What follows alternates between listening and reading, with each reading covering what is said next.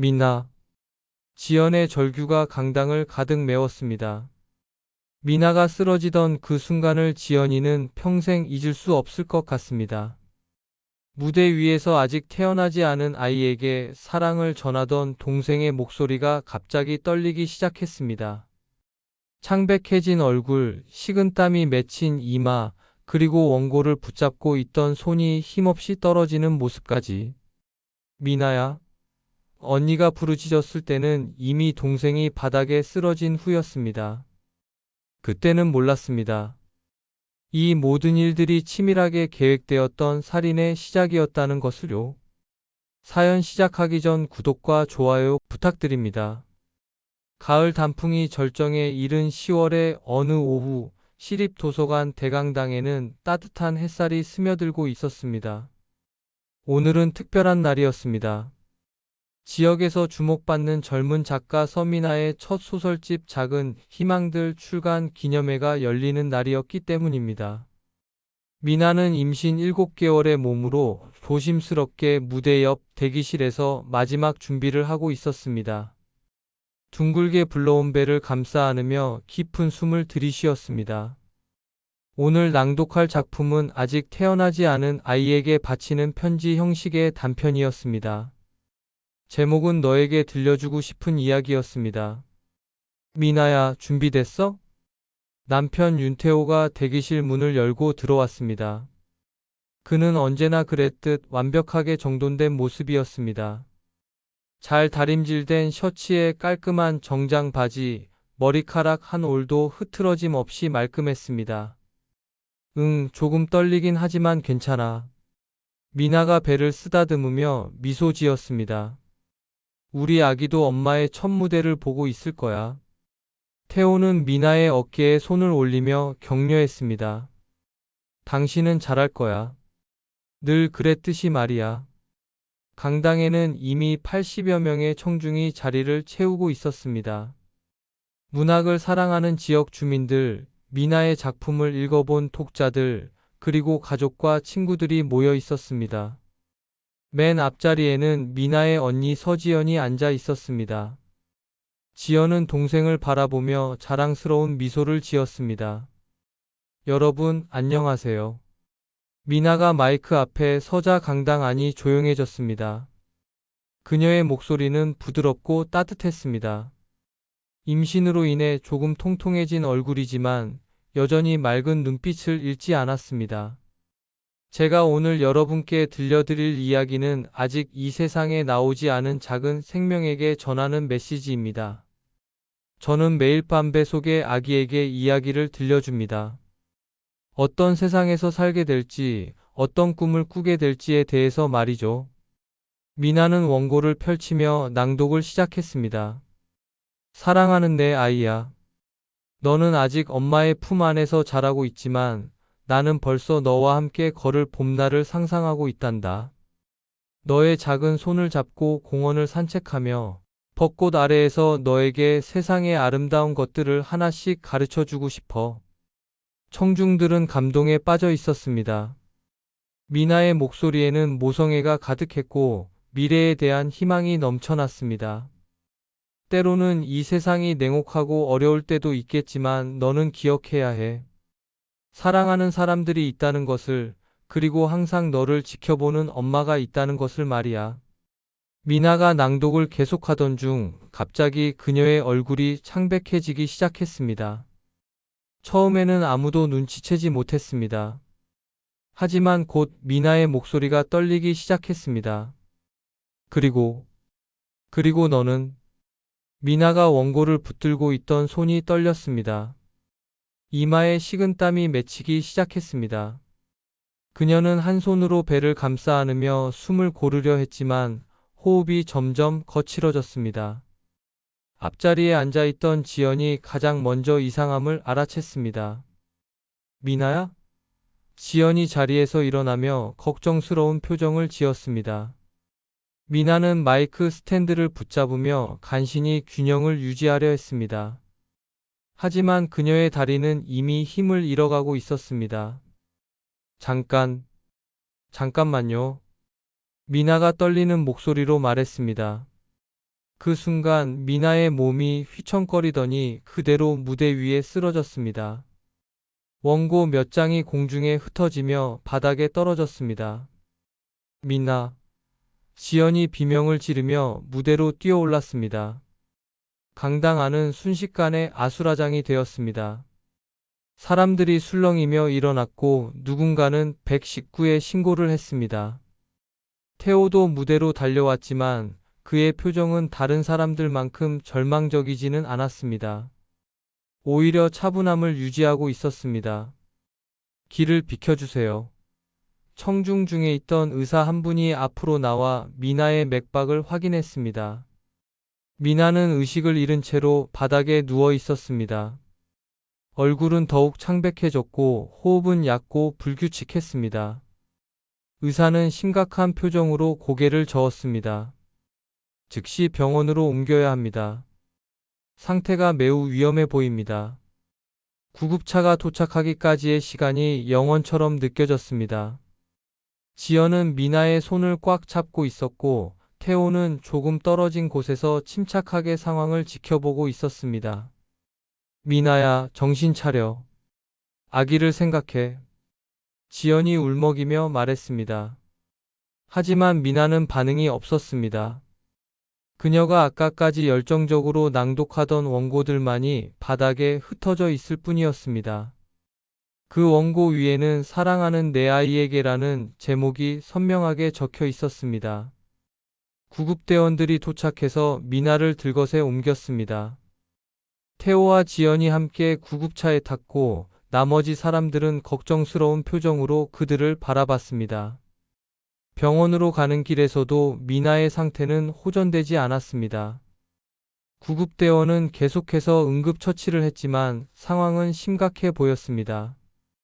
지연은 계속 미나의 이름을 불렀고 태호는 창 밖을 바라보며 무언가 깊은 생각에 잠겨 있었습니다. 병원에 도착하면 괜찮아질 거야. 태호가 조용히 말했지만 그의 목소리에는 절망감보다는 이상한 확신이 담겨 있었습니다. 응급실 문이 열리고 닫힐 때 미나의 출간 기념회는 이렇게 끔찍한 비극으로 막을 내렸습니다. 그리고 이것은 더 큰 비극의 시작에 불과했습니다. 응급실의 하얀 불빛 아래서 의료진들이 분주하게 움직였습니다. 미나는 중환자실로 옮겨졌고 태호와 지연은 복도에서 초조하게 기다릴 수밖에 없었습니다. 시계 바늘이 느리게 움직이는 것처럼 느껴지는 긴 시간이 흘렀습니다. 보호자 되시는 분 계신가요? 의사가 수술실에서 나와 두 사람을 찾았습니다. 얼굴에는 무거운 그림자가 드리워져 있었습니다. 태호가 앞으로 나섰습니다. 네, 저는 남편 윤태호입니다. 의사는 잠시 말을 망설이더니 입을 열었습니다. 안타깝게도 산모와 태아 모두 위험한 상태입니다. 갑작스러운 뇌출혈로 보이는데 원인을 정확히 파악하기 어려운 상황입니다. 지연이 벽에 기대며 주저앉았습니다. 미나가 어떻게? 최선을 다하고 있습니다만 의사의 목소리가 점점 작아졌습니다. 가족분들은 마음의 준비를 하시는 것이 좋겠습니다. 그 순간 태호의 눈에서 눈물이 흘러내렸습니다. 하지만 그것은 짧은 순간뿐이었습니다. 곧바로 그는 손수건을 꺼내 눈물을 닦고 평상시와 다름없는 침착한 표정을 되찾았습니다. 의사 선생님, 혹시 필요한 서류나 절차가 있다면 미리 알려주시겠습니까? 만약의 상황에 대비해서 말입니다. 지연은 태호의 말에 놀라 그를 바라봤습니다. 미나가 아직 살아있는데 벌써 그런 이야기를 하다니. 하지만 태호는 담담했습니다. 새벽 3시 미나는 끝내 눈을 뜨지 못했습니다. 의사가 나와서 사망 시각을 알렸을 때 지연은 목 놓아 울었습니다. 반면 태호는 조용히 고개를 숙인 채 몇 초간 침묵을 지켰을 뿐이었습니다. 형식적인 절차들이 있을 텐데요. 태호가 의사에게 말했습니다. 사망진단서 발급이라든지 장례식장 연락 같은 것들 말입니다. 태호 오빠. 지연이 흐느끼며 말했습니다. 지금 그런 이야기를 해야 해요? 지연아, 슬픔도 중요하지만 현실적인 문제들을 처리해야 해. 미나를 위해서라도. 태호의 차분함은 이해할 수 없을 정도였습니다. 마치 이미 모든 상황을 예상하고 준비해 온 것처럼 보였습니다. 다음 날 아침, 태호는 장례식장에서 모든 것을 완벽하게 준비해 두었습니다. 부고 연락부터 식순 안내까지 빈틈없이 처리되어 있었습니다. 조문객들이 하나둘 도착하기 시작했습니다. 정말 갑작스러운 일이네요. 미나의 대학 동기가 태호에게 위로의 말을 건넸습니다. 그렇습니다. 아무도 예상하지 못했던 일이죠. 태호가 침착하게 대답했습니다. 하지만 조문객들 사이에서는 속삭이는 목소리들이 들렸습니다. 저 남편이 너무 차분한 것 같지 않아?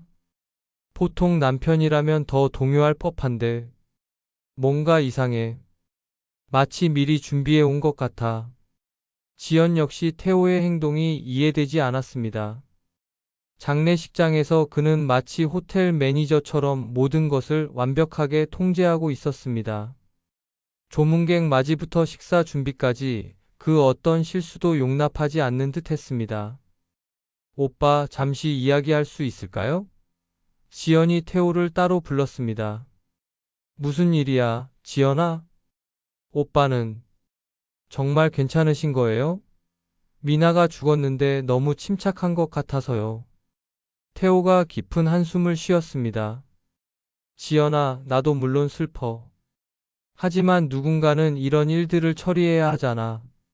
미나라면 내가 이렇게 하기를 원했을 거야.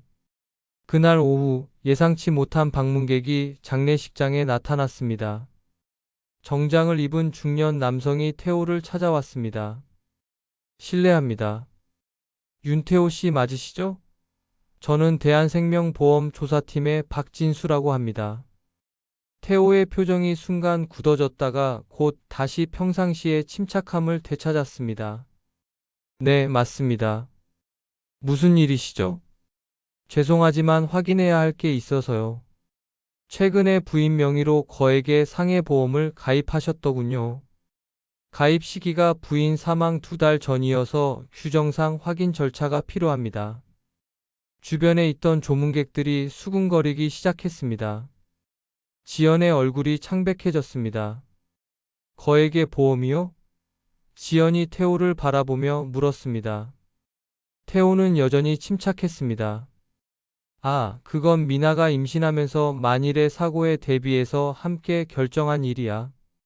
아이가 태어나면 교육비도 많이 들 텐데 혹시 모를 상황에 대비하는 게 당연하다고 생각했거든. 보험조사원이 서류를 꺼내며 말했습니다. 보험 금액이 5억 원인데요. 그리고 수익자가 모두 남편분으로 되어 있습니다. 부인이 직접 서명하신 건 맞나요? 물론입니다. 태호가 단호하게 대답했습니다. 필요하다면 서명 확인도 해보세요. 조사원이 돌아간 후 장례식장의 분위기가 어색해졌습니다. 사람들은 태호를 바라보는 시선이 달라졌습니다. 지연은 더욱 의심스러운 표정을 지었습니다. 장례식이 끝나고 며칠 후 태호는 미나의 유품을 정리하기 시작했습니다. 마치 이사를 준비하는 것처럼 체계적이고 빨랐습니다. 미나의 옷까지, 책, 원고들을 상자에 담아 나갔습니다. 오빠, 너무 빨리 정리하시는 거 아니에요? 지연이 찾아와서 말했습니다. 미나의 흔적을 이렇게 빨리 지우시면. 지연아, 언제까지 이 상태로 둘 수는 없어. 미나도 내가 새롭게 시작하기를 원할 거야. 그때 지연은 태호가 버리려던 상자에서 미나의 일기장을 발견했습니다. 몰래 가져온 일기장을 집에서 펼쳐본 지연은 충격적인 내용을 발견했습니다. 태호 오빠는 완벽해. 너무 완벽해서 가끔 무서울 때가 있다. 마치 내가 그의 계획 안에서 살아가는 인형 같은 느낌이 들 때가 있어. 그리고 가끔 밤에 전화 통화를 하는데 내용을 들을 수 없게 다른 방으로 가버린다. 뭔가 숨기는 게 있는 것 같은데 오늘 태호 오빠가 갑자기 보험 이야기를 꺼냈다. 아이를 위해서라고 하는데 금액이 너무 큰 것 같아서 부담스럽다고 했더니 화를 냈다. 처음 보는 모습이었어. 무서웠다. 지연의 손이 떨렸습니다. 미나가 남편에 대해 불안감을 느끼고 있었던 것입니다. 그리고 그 거액의 보험도 태호의 일방적인 주장이었습니다. 그날 밤 지연은 잠들 수 없었습니다. 미나의 죽음이 단순한 사고가 아닐 수도 있다는 생각이 머릿속을 떠나지 않았습니다. 태호의 완벽한 침착함, 미리 준비된 것 같은 장례 절차, 그리고 거액의 보험금까지 모든 것이 의심스러웠습니다. 다음 날 아침 지연은 결심을 굳혔습니다. 동생의 죽음에 대한 진실을 반드시 밝혀내겠다고. 태호가 숨기고 있는 비밀이 무엇인지 알아내야 했습니다. 미나의 죽음 이후 일주일이 지났지만 지연은 여전히 일상으로 돌아갈 수 없었습니다. 동생의 일기장에서 발견한 내용들이 머릿속에서 맴돌았습니다. 태호에 대한 미나의 불안감, 그리고 그가 보여준 이상할 정도로 침착한 태도까지 모든 것이 퍼즐 조각처럼 어딘가 맞지 않는 느낌이었습니다. 지연은 미나가 자주 가던 카페에 앉아 있었습니다. 이곳에서 미나는 소설을 쓰곤 했습니다. 창가 자리에 앉아 노트북을 두드리던 동생의 모습이 생생하게 떠올랐습니다. 언니, 태호 오빠 정말 좋은 사람이에요. 몇 달 전 미나가 했던 말이었습니다. 완벽해요. 너무 완벽해서 가끔 제가 부족하게 느껴질 정도예요. 그때는 그저 행복한 신부의 겸손한 말로만 들렸습니다. 하지만 지금 생각해보니 그 말 속에 다른 의미가 숨어 있었던 것 같았습니다. 너무 완벽해서라는 표현이 자꾸 마음에 걸렸습니다. 지연은 휴대폰을 꺼내 태호에게 전화를 걸었습니다. 태호 오빠, 안녕하세요. 괜찮으시죠? 지연아, 그럭저럭 견디고 있어. 무슨 일이야? 미나 짐을 정리하다가 몇 가지 궁금한 게 있어서요. 혹시 시간 되실 때 한번 뵐 수 있을까요? 전화기 너머로 잠시 침묵이 흘렀습니다. 꼭 필요한 일이야? 네, 미나에 관한 건데 중요한 것 같아서요. 그러면 내일 오후에 만나자. 미나가 좋아하던 북카페에서.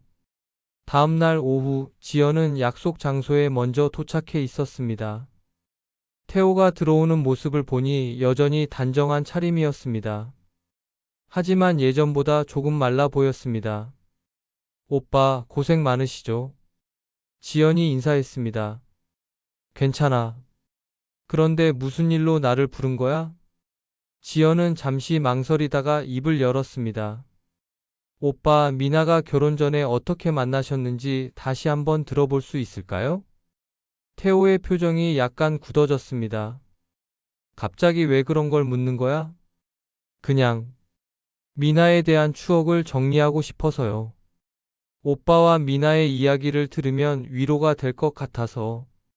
태호는 커피를 한 모금 마신 후 대답했습니다. 2년 전에 서점에서 우연히 만났다고 했잖아. 미나가 문학 코너에서 책을 보고 있었는데 같은 작가의 책을 찾다가 이야기하게 된 거야. 그때 오빠는 무슨 일을 하셨다고 했죠? 외국계 회사에서 컨설팅 일을 했어. 해외 출장이 많아서 자주 집을 비웠지. 지연이 조심스럽게 물었습니다. 혹시 그 회사 이름을 알 수 있을까요? 미나가 자랑스러워했는데 정확히 기억이 안 나서요. 태호가 잠시 머뭇거렸습니다. 글로벌텍이라는 회사였어. 하지만 지금은 그만뒀어.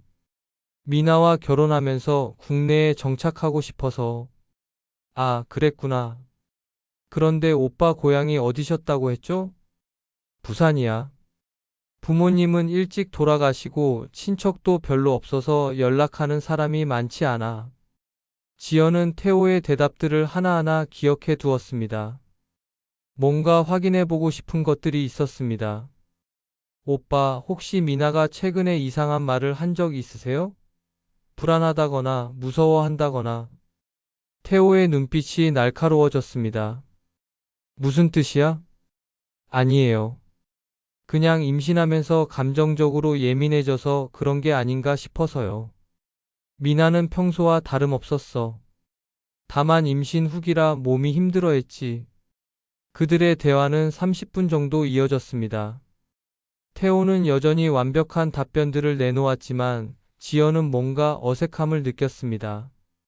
마치 미리 준비된 대본을 읽는 것 같은 느낌이었습니다. 카페를 나온 후 지연은 곧바로 도서관으로 향했습니다. 컴퓨터로 글로벌텍이라는 회사를 검색해 봤지만 그런 이름의 외국계 컨설팅 회사는 찾을 수 없었습니다. 몇 가지 비슷한 이름의 회사들은 있었지만 태호가 말한 조건에 맞는 곳은 없었습니다. 다음으로 지연은 부산 지역의 윤태호라는 이름을 검색해 봤습니다. 하지만 역시 의미 있는 정보를 찾을 수 없었습니다. 인터넷상에서 태호의 흔적을 찾는 것은 쉽지 않았습니다. 이상해. 지연이 중얼거렸습니다. 요즘 세상의 인터넷에 아무런 흔적도 남기지 않고 살 수 있을까요? SNS는 물론이고 회사나 학교 관련 정보, 심지어 동창회 소식까지 전혀 찾을 수 없었습니다. 그날 저녁 지연은 미나의 친구들에게 연락을 돌렸습니다. 혹시 미나가 태호에 대해 한 말들을 기억하는지 물어보고 싶었습니다. 미나 언니요? 사실 저희도 태호 오빠에 대해 잘 몰랐어요. 미나의 대학 후배 수진이 대답했습니다. 언니가 그렇게 행복해해서 좋은 분이구나 생각했는데 개인적인 이야기는 별로 안 하셨거든요. 혹시 이상한 낌새를 느낀 적은 없어? 수진이 잠시 생각하더니 말했습니다. 한번 언니가 태호 오빠는 너무 완벽해서 가끔 내가 그의 계획 안에서 살고 있는 기분이 든다고 말한 적이 있어요. 그때는 그냥 겸손한 말인 줄 알았는데 지연의 심장이 빨리 뛰기 시작했습니다. 미나의 일기장에서 본 내용과 똑같은 표현이었습니다. 그 외에 또 다른 말은 없었어? 아, 그리고 한 번은 오빠가 전화 받을 때 항상 다른 방으로 가는 게 이상하다고 했어요. 회사 일이라고 하는데 뭔가 숨기는 것 같다고. 지연은 더 이상 우연의 일치라고 생각할 수 없었습니다. 미나가 여러 사람에게 같은 불안감을 토로했다는 것은 그것이 단순한 임신 중 감정 변화가 아니라는 뜻이었습니다. 다음 날 지연은 보험회사에 전화를 걸었습니다. 안녕하세요. 며칠 전에 장례식장에 오셨던 박진수 조사관님과 통화할 수 있을까요? 무슨 일이시죠? 고인의 언니인데요. 보험 관련해서 궁금한 게 있어서요. 박 조사관과 통화한 결과 놀라운 사실을 알게 되었습니다. 미나 명의의 보험은 총 3개 회사에서 들어져 있었고 총 보험 금액은 8억 원에 달했습니다. 모두 사망 2, 3개월 전에 가입된 것들이었습니다. 일반적으로 이런 경우는 조사가 필요합니다. 박 조사관이 말했습니다. 특히 수익자가 모두 배우자로 되어 있고 가입 시기와 사망 시기가 가깝다면 더욱 그렇죠. 지연은 전화를 끊고 깊은 생각에 잠겼습니다. 8억 원의 보험금, 가짜로 보이는 회사 정보, 인터넷에 존재하지 않는 과거, 그리고 미나의 불안감까지. 모든 것이 하나의 그림을 그리고 있었습니다. 그날 밤 지연은 한 가지 결심을 했습니다. 전문가의 도움이 필요했습니다. 태호의 정체를 정확히 파악하기 위해서는 혼자서는 한계가 있었습니다. 다음 날 아침 지연은 인터넷에서 사설 탐정 사무소를 검색했습니다. 신뢰할 만한 곳을 찾아 연락을 해보기로 했습니다. 동생의 죽음에 숨겨진 진실을 밝혀내기 위해서라면 무엇이든 할 생각이었습니다. 미나야, 언니가 꼭 진실을 밝혀낼게. 지연이 미나의 사진을 보며 속으로 다짐했습니다. 의심의 씨앗은 이미 확신으로 자라나고 있었습니다. 지연은 며칠간의 고민 끝에 강남에 위치한 진실탐정 사무소를 찾아갔습니다. 온라인 후기와 경력을 꼼꼼히 살펴본 결과 가장 신뢰할 만한 곳이었습니다. 사무실은 생각보다 깔끔하고 전문적인 분위기였습니다. 안녕하세요. 전화로 연락드렸던 서지연입니다. 50대 중반으로 보이는 남성이 일어나 인사했습니다. 김철수 탐정입니다. 앉으세요. 동생분 일로 상담받으러 오셨다고 하셨죠? 지연은 준비해온 자료들을 책상 위에 꺼내 놓았습니다. 미나의 일기장, 보험 관련 서류, 그리고 태호에 대해 조사한 내용들이었습니다. 제 동생이 갑작스럽게 세상을 떠났는데 남편의 행동이 이상해서요. 혹시 조사해 주실 수 있을까요? 김 탐정은 자료들을 차근차근 살펴보았습니다. 오랜 경험으로 단련된 그의 눈에는 뭔가 수상한 냄새가 났습니다. 윤태호라는 분의 신원을 조사하고 싶으시는 거죠? 네, 그리고 혹시 과거에 비슷한 일이 있었는지도 알고 싶어요. 알겠습니다. 일단 기본적인 신원 조회부터 시작하겠습니다. 비용은 하루 30만 원이고 예상 기간은 1, 2주 정도 될 것 같습니다. 지연은 주저없이 계약서에 서명했습니다. 돈이 문제가 아니었습니다. 동생의 죽음에 숨겨진 진실이 더 중요했습니다. 일주일 후 김 탐정으로부터 연락이 왔습니다. 서지연 씨, 중요한 발견이 있습니다. 사무실로 오실 수 있나요? 지연은 가슴이 두근거리며 탐정 사무실로 향했습니다. 김 탐정의 표정이 평소보다 심각해 보였습니다. 앉으세요. 조사 결과가 예상보다 심각합니다. 김 탐정이 두꺼운 파일을 펼쳤습니다. 그 안에는 여러 신분증 사본들과 사진들이 들어 있었습니다. 먼저 윤태호라는 이름부터 가짜입니다. 그의 실제 이름은 이정우이고 과거에 박민석, 최승호 등 여러 이름을 사용했습니다. 지연의 얼굴이 창백해졌습니다. 여러 이름을 사용했다고요? 네, 그리고 더 충격적인 사실이 있습니다. 김 탐정이 몇 장의 신문 기사 사본을 꺼냈습니다. 지난 5년간 3명의 여성과 교제했는데 모두 비슷한 방식으로 사망했습니다. 첫 번째 기사의 제목이 지연의 눈에 들어왔습니다. 신혼 6개월 만에 급사한 26세 여성, 원인 불명. 2020년 부산에서 박민석이라는 이름으로 살 때입니다. 결혼한 지 6개월, 아내가 갑작스럽게 뇌출혈로 사망했어요. 보험금은 3억 원이었습니다. 두 번째 기사는 더욱 충격적이었습니다. 임신 산모 의문사, 남편은 거액 보험금 수령. 2022년 대구에서 최승호로 살 때입니다. 임신 중이던 동거녀가 집에서 갑자기 쓰러져 사망했어요. 이때 보험금은 5억 원이었습니다. 세 번째 기사를 보는 순간 지연은 손이 떨렸습니다. 신혼여행 중 아내 추락사, 남편 실족사고 주장. 2023년 울산에서 이정우 본명으로 살 때입니다. 신혼여행 중 아내가 절벽에서 떨어져 사망했어요. 보험금은 4억 원이었죠.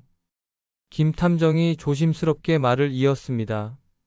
모든 사건에 공통점이 있습니다. 첫째, 사망 2, 3개월 전에 거액의 보험에 가입했다는 점. 둘째, 모든 여성이 20대 후반에서 30대 초반이었다는 점. 셋째, 사인이 모두 급작스럽고 명확하지 않다는 점입니다. 지연은 마치 꿈을 꾸는 것 같았습니다. 동생의 남편이 연쇄 살인마라니 믿을 수 없었습니다. 그럼 미나도, 네, 동생분도 같은 패턴의 피해자로 보입니다. 그런데 한 가지 더 발견한 게 있어요. 김 탐정이 컴퓨터 화면을 돌려 보여주었습니다. 각 지역의 부동산 거래 내역이었습니다. 그는 각 지역에 거주할 때마다 부동산 투자를 했습니다. 하지만 사건 발생 후에는 항상 손해를 보면서 급매로 처분했어요. 마치 그 지역을 빨리 떠나고 싶어 하는 것처럼 말입니다. 그럼 지금은 어디에 있는 건가요? 그게 문제입니다. 최근 들어 그의 흔적을 찾기가 어려워졌어요. 마치 또 다른 신분을 준비하고 있는 것 같습니다. 지연은 당장 경찰서로 뛰어가고 싶었습니다. 하지만 김 탐정이 말렸습니다. 잠깐 서둘러서는 안 됩니다. 이런 증거들만으로는 기소하기 어려워요. 각 사건마다 물리적 증거가 부족하고 모두 사고사나 병사로 처리되었거든요. 그럼 어떻게 해야 하죠? 더 확실한 증거가 필요합니다. 그의 현재 동향을 파악하고 과거 사건들과의 연관성을 입증할 수 있는 결정적 증거를 찾아야 해요. 김 탐정은 계속해서 조사 결과를 설명했습니다. 각 지역에서 그가 사용했던 직업도 모두 거짓이었습니다. 컨설팅 회사, 무역업체, IT 기업 등 그럴듯한 직업들이었지만 실제로는 존재하지 않는 회사들이었어요. 그럼 생활비는 어떻게 충당한 거죠? 아마도 이전 보험금으로 생활했을 것으로 추정됩니다. 그리고 매번 새로운 지역으로 이주하면서 신분을 세탁했어요. 상당히 치밀하고 계획적인 범행입니다. 지연은 머리가 어지러웠습니다. 순수하고 착한 미나가 그런 괴물의 손에 죽었다니. 분노와 슬픔이 동시에 밀려왔습니다. 탐정님, 이 자료들로 경찰에 신고할 수 있을까요? 물론입니다. 하지만 수사가 쉽지는 않을 거예요. 각 사건이 다른 지역에서 발생했고 시간도 많이 지났거든요. 그리고 직접적인 증거보다는 정황 증거가 대부분이라서. 그럼 그 사람이 다시 같은 짓을 할 수도 있다는 거잖아요? 그 가능성이 높습니다. 이미 패턴이 확립된 연쇄범의 특징이에요. 김 탐정이 추가 자료를 보여주었습니다. 각 지역에서 그가 여성들을 어떻게 접근했는지도 조사했습니다. 대부분 서점이나 도서관, 카페 같은 문화 공간에서 만났어요. 그리고 모두 문학이나 예술에 관심이 많은 여성들이었습니다. 미나도 서점에서 만났다고 했어요. 네, 완전히 같은 패턴입니다. 그는 자신의 취향에 맞는 여성을 찾는 특별한 기준이 있는 것 같아요. 지연은 갑자기 무서운 생각이 들었습니다. 혹시 그가 지금도 새로운 대상을 물색하고 있는 건 아닐까요? 그럴 가능성이 높습니다. 이런 유형의 범죄자는 쉽게 멈추지 않거든요. 김 탐정이 지연을 진지하게 바라보며 말했습니다. 서지연 씨, 이제 선택해야 합니다. 경찰에 신고해서 정식 수사를 의뢰할 것인지 아니면 더 확실한 증거를 찾기 위해 계속 조사할 것인지 말입니다. 지연은 잠시 고민했습니다. 하지만 선택은 명확했습니다. 두 가지 다 하겠습니다. 일단 경찰에 신고하고 동시에 추가 조사도 계속해 주세요. 그리고 지연이 결연한 표정으로 말했습니다. 저도 직접 나서겠습니다. 미나의 언니로서 끝까지 진실을 밝혀내고 싶어요. 김 탐정이 걱정스러운 표정을 지었습니다. 위험할 수 있습니다. 상대가 이미 여러 명을 죽인 연쇄범이라면 상관없어요. 더 이상 다른 피해자가 생기는 것을 막아야 해요. 그리고 미나를 위해서라도 그 괴물을 반드시 잡아야 합니다. 그날 밤 지연은 수집한 모든 자료를 정리하며 경찰서에 신고할 준비를 했습니다. 동생의 죽음이 단순한 사고가 아니라 치밀하게 계획된 살인이었다는 사실이 확실해졌습니다. 이제 남은 것은 그 괴물을 법의 심판대에 세우는 일뿐이었습니다. 태호, 아니 이정우라는 그 남자의 가면이 완전히 벗겨진 순간이었습니다. 지연은 김 탐정과 함께 수집한 모든 증거를 들고 경찰서로 향했습니다. 강력계 박성민 형사가 그들을 맞았습니다. 40대 중반의 베테랑 형사였습니다. 연쇄보험 사기에 살인까지 연루되었다고요? 박 형사가 자료들을 훑어보며 심각한 표정을 지었습니다.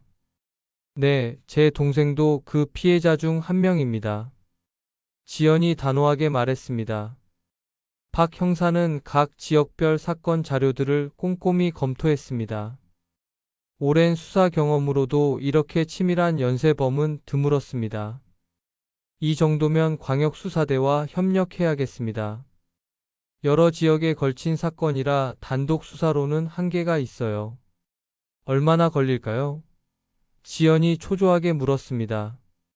수사 개시 결정까지는 일주일 정도, 본격적인 수사는 그 이후부터 시작됩니다. 하지만 서지연 씨, 한 가지 말씀드리고 싶은 게 있어요.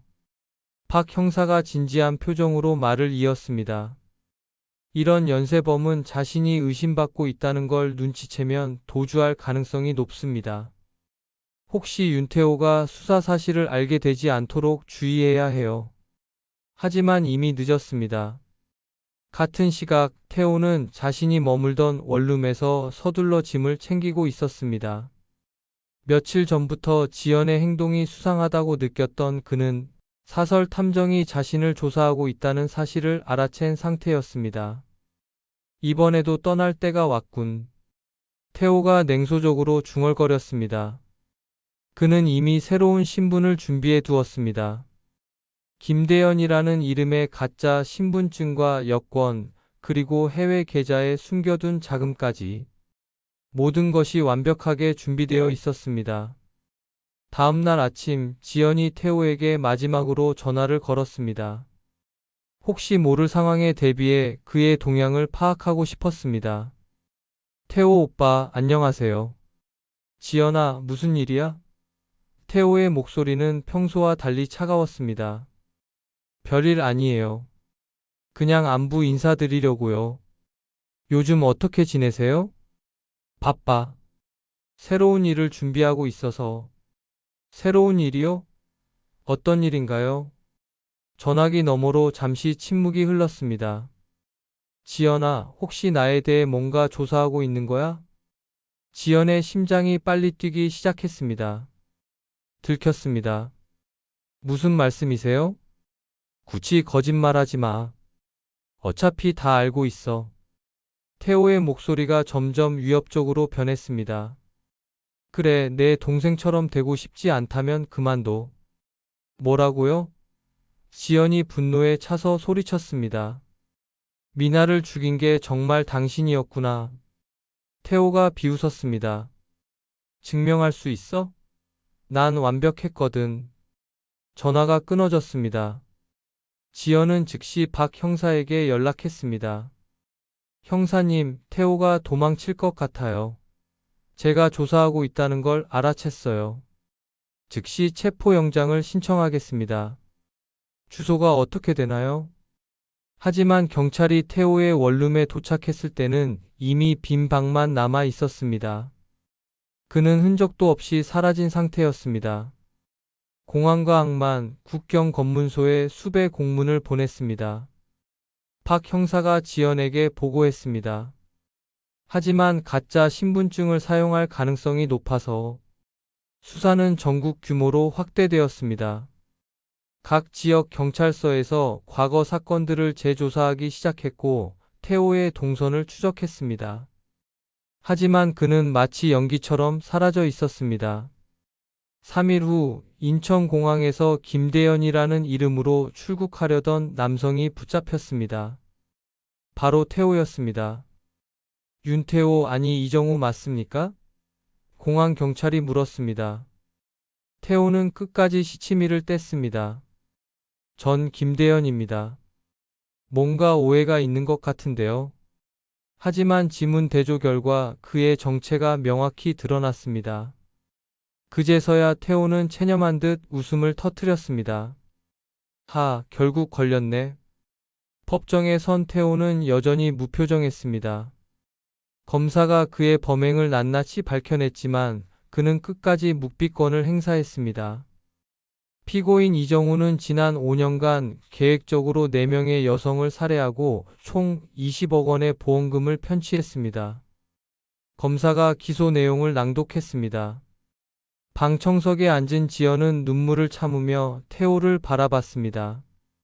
미나를 죽인 그 괴물이 드디어 심판을 받는 순간이었습니다. 증인으로 출석한 각 지역의 피해자 가족들이 하나씩 증언을 했습니다. 모두 비슷한 패턴의 피해를 당했다는 것이 확인되었습니다. 피고인은 여성들에게 접근할 때마다 서점이나 도서관을 이용했습니다. 문학에 관심이 많은 여성들을 의도적으로 타겟으로 삼았던 것입니다. 검사가 설명했습니다. 심리가 계속되는 동안 태호는 한 번도 반성의 기색을 보이지 않았습니다. 마치 이 모든 일이 자신과 무관한 일인 것처럼 행동했습니다. 피고인에게 마지막으로 할 말이 있습니까? 판사가 물었습니다. 태호가 천천히 일어나서 방청석을 둘러봤습니다. 그의 시선이 지연과 마주쳤습니다. 후회는 없습니다. 다만 이번에는 운이 나빴을 뿐이죠. 방청석에서 분노의 함성이 터져 나왔습니다. 지연은 주먹을 꽉 쥔 채 태호를 노려봤습니다. 판결일이 되었습니다. 재판장에는 피해자 가족들과 기자들이 가득 모여 있었습니다. 피고인 이정우에게 살인죄, 보험사기죄 등으로 무기징역을 선고합니다. 방청석에서 박수가 터져 나왔습니다. 지연은 안도의 눈물을 흘렸습니다. 재판이 끝난 후 지연은 미나의 묘소를 찾았습니다. 무덤 앞에 꽃을 놓고 무릎을 꿇었습니다. 미나야, 그 괴물이 드디어 잡혔어. 더 이상 다른 사람들이 피해를 당하지 않을 거야. 바람이 불어와 미나의 사진 위에 놓인 꽃잎을 흔들었습니다. 지연은 눈을 감고 동생을 생각했습니다. 내가 남긴 글들은 여전히 많은 사람들에게 위로가 되고 있어. 내 따뜻한 마음은 그 괴물이 없앨 수 없었어. 그날 밤 지연은 미나의 원고를 다시 펼쳐봤습니다. 사랑하는 내 아이에게라는 제목의 미완성 소설이었습니다. 그 속에는 여전히 미나의 따뜻한 목소리가 살아 있었습니다. 태호라는 이름은 이제 사람들의 기억에서 사라질 것입니다. 하지만 미나가 남긴 사랑과 희망의 메시지는 영원히 남을 것이었습니다. 그것이 지연이 동생을 위해 할 수 있는 마지막 일이었습니다. 1년 후 지연은 미나의 유작을 모은 책 사랑하는 내 아이에게의 출간 기념회에 참석했습니다. 미나가 마지막으로 서 있던 그 도서관 강당이었습니다. 오늘 이 자리는 제 동생 서미나를 기리는 뜻깊은 시간입니다. 지연이 마이크 앞에 섰습니다. 미나는 비록 세상을 일찍 떠났지만 그녀가 남긴 따뜻한 이야기들은 여전히 우리 곁에 있습니다. 청중석에는 미나의 친구들과 독자들이 가득했습니다. 모두 숙연한 표정으로 지연의 말에 귀를 기울였습니다. 이 책의 수익금은 전액 가정폭력과 보험 사기 피해자를 돕는 단체에 기부될 예정입니다. 미나가 원했을 일이라고 생각합니다. 지연은 미나의 마지막 원고를 펼쳤습니다. 아직 태어나지 못한 아이에게 보내는 편지였습니다. 사랑하는 내 아이야. 비록 엄마가 너와 함께할 수 없게 되었지만 이 세상에는 여전히 아름다운 것들이 많이 있단다.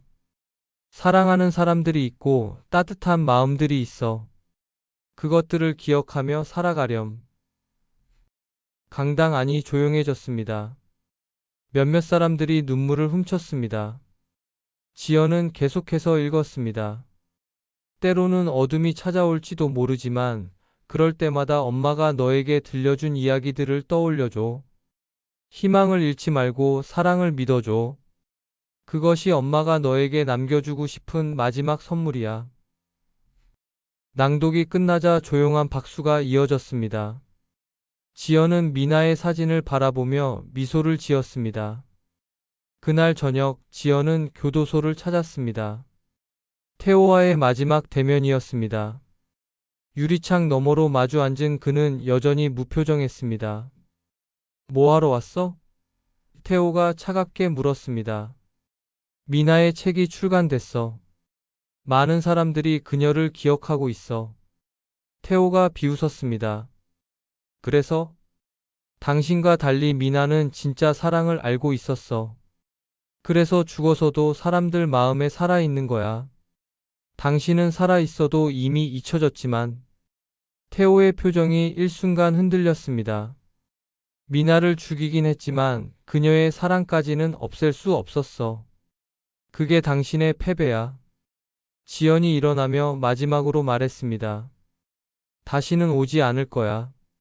당신은 이제 우리 기억에서도 사라질 테니까. 교도소를 나온 지연은 깊은 숨을 들이쉬었습니다. 이제 정말로 끝이었습니다. 그로부터 몇 년 후 미나의 이야기는 영화와 드라마로도 만들어졌습니다. 많은 사람들이 그녀의 용기와 사랑을 기억했습니다. 지연은 미나 재단을 설립해 비슷한 피해자들을 돕는 일에 전념했습니다. 미나가 꿈꾸던 따뜻한 세상을 만들어가는 것이 그녀에 대한 최고의 추모라고 생각했기 때문입니다. 태호라는 이름은 역사 속으로 사라졌지만 서미나라는 이름은 사람들의 마음속에 영원히 남았습니다. 그것이 사랑과 증오, 진실과 거짓 사이의 진정한 승부였습니다. 미나의 묘소에는 여전히 사람들이 찾아와 꽃을 놓고 갔습니다. 그녀가 남긴 사랑하는 내 아이에게라는 원고는 많은 사람들에게 희망의 메시지가 되었습니다. 비록 그 아이는 이 세상에 태어나지 못했지만 미나의 사랑은 수많은 사람들의 마음에 씨앗이 되어 자라나고 있었습니다. 지연은 매년 미나의 기일에 그 도서관 강당을 찾았습니다. 동생이 마지막으로 사랑을 전했던 그 자리에서 그녀는 미나의 이야기를 사람들에게 들려주었습니다. 그리고 그때마다 새로운 희망의 이야기가 시작되었습니다. 사랑은 죽음보다 강했고 진실은 거짓보다 오래 남았습니다. 그것이 서미나가 세상에 남긴 마지막 가르침이었습니다.